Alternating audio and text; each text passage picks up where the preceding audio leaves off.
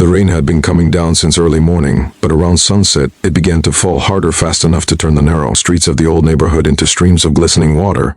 Most people hurried home, umbrellas snapping in the wind, but one person wasn't rushing at all. Instead, a little girl in a soaked pink hoodie stood at the edge of a dim alley, crying softly as cars passed without noticing her. And then, suddenly, she stepped toward traffic and raised her tiny hand. "Sir, sir, please," she shouted, her voice trembling. "Mommy can't walk. Please help." The man who stopped wasn't just any man. He was Ethan Hall, CEO of a major tech company, a single father trying to get through another long day. And yet something in that little girl's voice, something in the way her knees were shaking, made him slam on the brakes and jump out into the rain. In that moment, nothing about his suit, his meetings, or his status mattered. What mattered was the panic in her eyes. Before we begin the full story, don't forget to like, comment, and subscribe to Kindness Tales for more emotional, inspiring stories that remind us how powerful simple kindness can be. Your support helps us bring more heartwarming stories to life. Ethan crouched down in front of the little girl. She looked no older than 7. Her hair was stuck to her cheeks from the rain, and her backpack was completely drenched. "Hey," he said gently. "It's okay. I'm here. What's your name?" "Lily," she whispered, wiping her nose with her sleeve. "Mommy fell. She tried to get up, but she can't." Lily pointed into the alley, her whole arm trembling. Ethan didn't hesitate. He grabbed an umbrella from his car, though the wind almost ripped it from his hands, and followed her into the narrow space between buildings. The smell of rain mixed with something like metal, and the ground was slippery. About halfway in, he saw her. A woman, maybe in her early 30s, leaned weakly against a brick wall. Her eyes were half closed, her hair plastered to her forehead. One leg was twisted at an odd angle, as though she had slipped while carrying groceries that were now scattered across the wet pavement. Bread soaked, apples rolling in puddles, canned food dented and muddy. "Ma'am?" Ethan called out. "Can you hear me?" She looked up with effort. I'm okay," she said, though the pain in her voice was unmistakable. "Just give me a moment." Lily ran to her and grabbed her hand. "Mommy, please." He stopped. "He wants to help."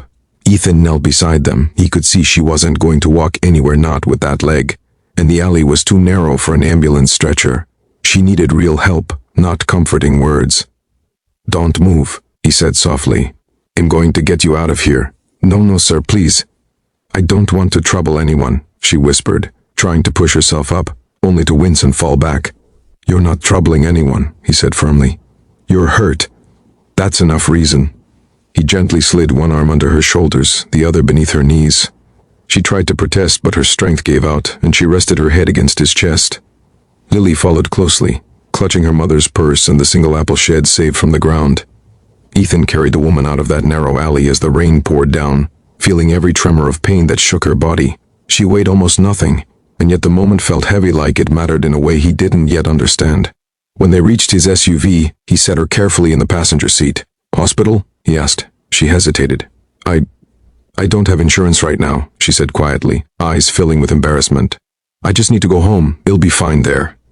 Ethan looked at her soaked clothes, the bruising already forming on her ankle, the way she kept blinking like she was fighting dizziness. "No," he said gently but firmly. "You need proper care. It'll take care of the cost. You just focus on getting better." Her eyes widened.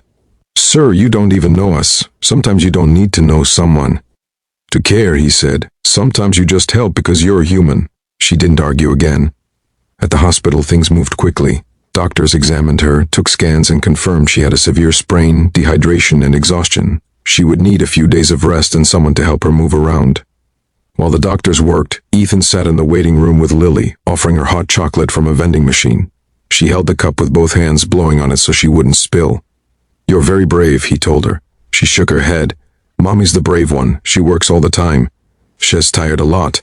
Today she tried to walk fast so we wouldn't get caught in the rain, but she slipped." "Does she have help?" Ethan asked softly. Lily's little shrug broke his heart. "It's just us," she said. "Mommy says someday things will be easier." Ethan thought about his own daughter Emma, who was with her grandmother that night. He thought about the days after his divorce, when he was balancing work, parenting, and loneliness. He remembered how overwhelming it had been, even with resources, even with family support. This woman, she didn't seem to have much of either. When the doctor walked out and asked for family, Lily immediately grabbed Ethan's hand. "He's helping us," she declared, pulling him forward. The doctor explained everything and reassured them that the injuries would heal with rest. but she needed someone at home to help her walk for a few days. Ethan drove them to a small apartment building on the far side of town. The hallway smelled like old carpet and laundry detergent. The elevator was broken, so he carried her again up 3 flights of stairs, past flickering lights, into a tiny apartment that was clean but clearly worn down. He set her gently on the couch. Lily rushed to bring pillows and a blanket. "Sir," the woman said once Lily went to change out of her wet clothes, "I never got your name." "Ethan," he said. "Maya," she replied. "I don't know how to thank you." "You don't have to," he said. "Just rest." But Maya shook her head. "You saved me today. You helped my daughter when no one else stopped. I want you to know I'm grateful. Really grateful." Ethan smiled softly. "I'm glad I was there." Before leaving, he stocked their fridge with groceries from the store down the street, nothing extravagant, just basics he noticed they didn't have. He also left his number on the kitchen table. "Call if you need anything," he said.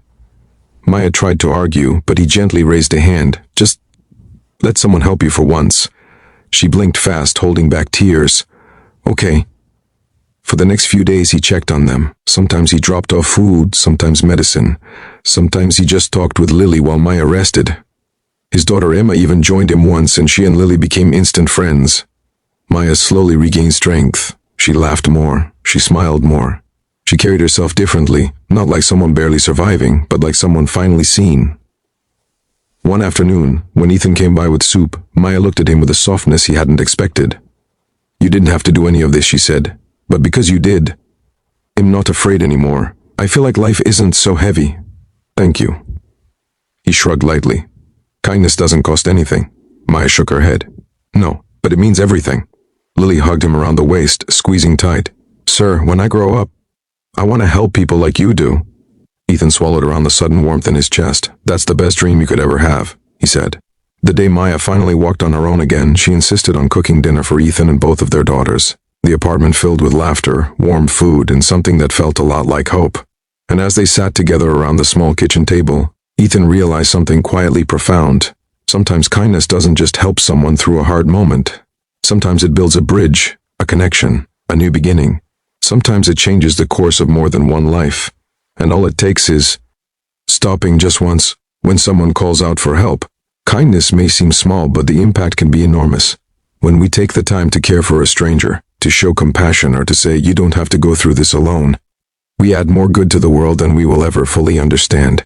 So today, if you see someone struggling, even in a small way, be the person who stops, be the person who listens, be the person who helps, because kindness doesn't just lift others. It transforms us too. Thank you for watching, and remember, kindness is a choice we can make every single day. Let's keep choosing it.